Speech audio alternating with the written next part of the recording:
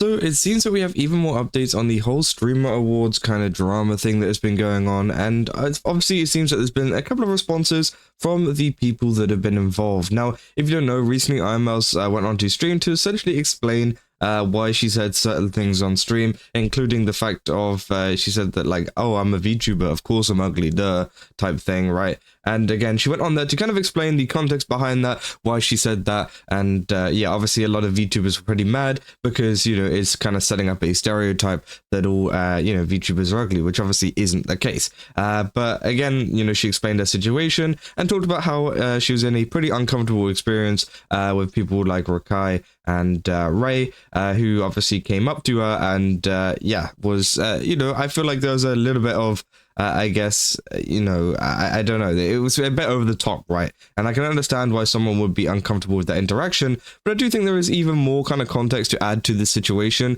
which I think is going to let you guys know exactly why she was really uncomfortable with this situation as well, which I thought needs to be added, which nobody is really talking about, right? And yeah, obviously Rakai responded on stream to her saying she felt uncomfortable when he talked to her at the stream award, saying, be for real, how do you feel uncomfortable if you're not even let me chill, bro? Which obviously, again, I think a lot of people fail to understand that being uncomfortable isn't exclusive to seeing someone in real life, right? Again, I can say something absolutely abhorrent to you down the phone and you would feel uncomfortable. It's not one of these things that is only a real life interaction kind of thing that you can feel. You can still feel it down the phone. You can still feel it on a call, like obviously what Ironmouse is doing, right? And yeah, many people don't really understand that, right? But they would understand it if they were in that situation. They would understand it if they were in a voice call and they felt uncomfortable by something that someone was saying. And yeah, obviously that is something that they would learn, but unfortunately they would only learn it by the time, you know, obviously it happens to them, which yeah, obviously a lot of people don't want to feel uncomfortable, so hopefully it doesn't happen to a lot of people. But again, you know, we move on to Ray as well, who was pretty apologetic. This was pretty much the opposite. Rakai was pretty, you know, angry. He was shouting and everything. It was, you know, it wasn't great. It was like, okay, bro, like, I didn't even really want to watch that clip because, again, it's just so loud. It's just so obnoxious. It's just so like, oh my God, bro. Whereas Ray, you know, he was a lot more apologetic, saying, you know, I'm sorry for, you know, if that made you uncomfortable and things like that. But he said, you know, he doesn't want anything to do with her. He doesn't want to see her again or watch clips of her ever again. Which again, I think it's fine. I don't think they were going to interact really much in the first place anyways. So yeah, obviously that's what he had to say about it. And again, you know, I feel like this is a much better way to handle it. If you don't want to talk to her again, that's fine, right? Because again, she did kind of throw them under the bus there. But, you know, obviously screaming and shouting really isn't going to get you anywhere. And also as well, Sea-Dog made a video talking about this entire situation, which brings up the main point that I kind of wanted to bring up today, which includes obviously why Ironmouse probably felt a little bit uncomfortable with the interaction that she had. Now, obviously, he goes on a little bit of a talk about how IRL streamers are changing and how it's kind of getting a little bit worse with the amount of nuisance people that are going around and kind of harassing people, people at work, people that are just like kind of, you know, in public or whatever, and making them like the main focus of the content, right? And I do agree with him 100%. You know, he's like totally right. There is this like new culture where people get harassed by these people in a big group or whatever, right? And they have to face whatever is coming towards them in front of,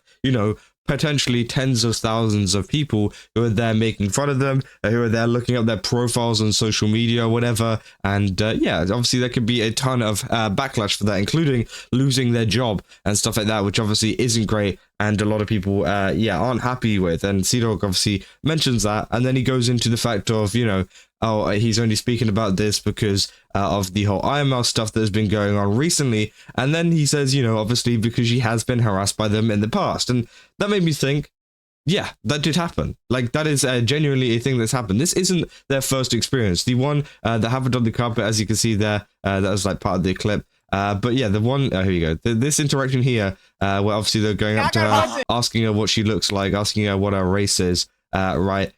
You know, this isn't the first interaction that Ironmouse has had with Ray in particular. I don't know about Rakai. I'm pretty sure Rakai also did the same thing. Again, the last interaction they had, though, was whenever Ironmouse got mass harassed by a lot of Kai Cenat's audience, right? Because if you don't know, obviously Ironmouse was doing her subathon and you know, that was a very, very popular event. She ended up beating, I'm pretty sure, Kai Cenat's sub record, and yeah, this then caused a lot of Kai's audience to be upset because obviously he's got the record, he's the best, right, whatever, and then they went and attacked her. Now, Kai was not a part of any of this. Kai did not instigate this. Kai, you know, obviously, I feel like he, you know, handled it pretty well in the end.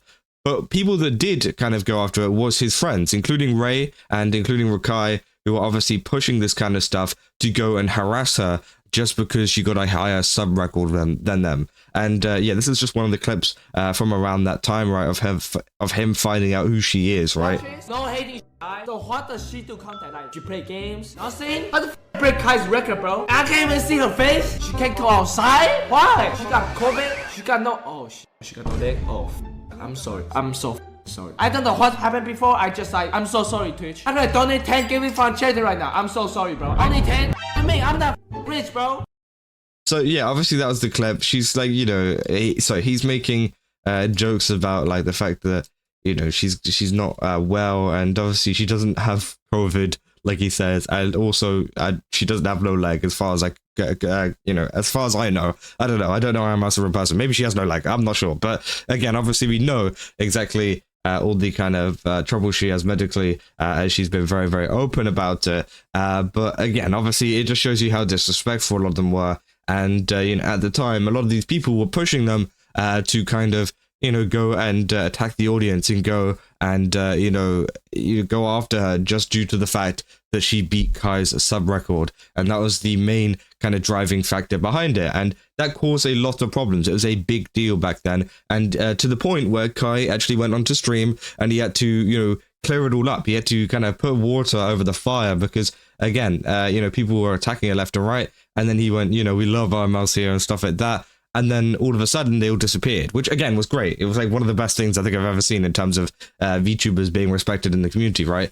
Kai literally just said, you know, leave her alone, whatever. And then they literally were stopped. And it was kind of crazy how quickly they stopped, right? But again, this was a past experience where people have gone after her, including Ray. And, you know, obviously after you've been harassed to that kind of extent over this drama, would you feel comfortable with him coming up to you in a room, right? Probably not. You probably wouldn't feel the most comfortable. You probably wouldn't feel exactly, you know, the most pleased about seeing them. Now, obviously, it's the Stream Awards. You're going to bump into everybody. You're going to see everybody a lot of the time. And I do think that is something that is inevitable if you're going to be attending the event. But again, I do think that she's totally valid to feel uncomfortable by it, though. You know, it's not like, you know, it's not to the point where she doesn't want to turn up. It's not to the point where, you know, she won't actually risk, you know, kind of seeing them. But I do think at the same time, you know, you can still be uncomfortable at the time that you maybe do have to have that interaction. And I think people just don't really understand that. People don't understand the history between, you know, specifically Ray and Ironmouse. Now, again, as I said, I'm pretty sure Rakai was also a part of this group, obviously, due to being in like the whole Kai, you know, gang, whatever you want to call it, right? So again, I do think that is a part of it. But again, Ray is the one that I've specifically seen that was going after her. And I think that obviously, yeah, she has every right to feel uncomfortable, every right to feel worried, every right to feel whatever she wants about the situation because, you know, they have gone after her in the past. They have attacked her in the past. And, you know, even if they were being the most polite in this kind of situation and that they did, you know, kind of, you know, be super nice to her, that wouldn't really matter. Again, you can still feel uncomfortable due to past situations. Now, again, during this situation, obviously, we've already talked about this in my last video. I do think that obviously they came across pretty, like, you know, intense at the start, and I think that can be pretty overwhelming as well, especially considering the past as well. You add that factor in now with them going after really quickly and, you know, coming at her really quickly. Obviously, that can be quite startling and quite uncomfortable, right? But obviously, then they kind of, you know, mount into things saying like she's a legend and stuff. And obviously, you can tell that, you know, they don't 100% mean it, which I think, you know, obviously that's fine. You can say that. And obviously, a lot of people have been pointing that out, saying like, oh, why is she getting mad at that?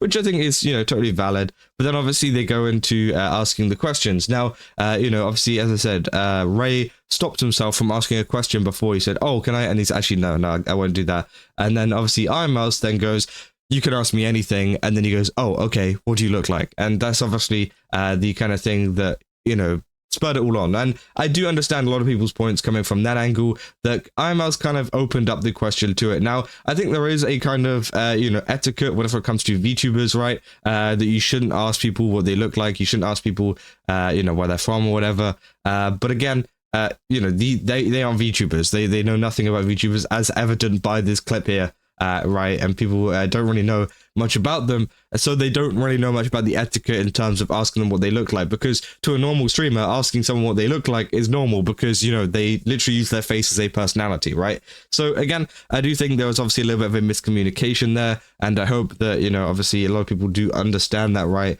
But yeah, I do totally understand why she felt uncomfortable by the interaction anyways, regardless of how the interaction went down, especially considering the past kind of interactions that they've had. But yeah, I kind of wanted to add that in there because it was something that a lot of people are kind of missing out, I guess, from this entire story, is the fact that this isn't just a random encounter, one time, first time, never happened before. This is something that, they have kind of had a little bit of history. So again, people should be very, very well aware of that. But yeah, that's essentially all I got for this video. If you guys did enjoy it, then don't forget to leave a like and subscribe. Also, go to Game Subs, use my code Kazu, get 10% off. Again, they got a ton of really cool stuff over there. Definitely recommend checking it out. And yeah, I'll see you guys in the next one. That's all. See ya.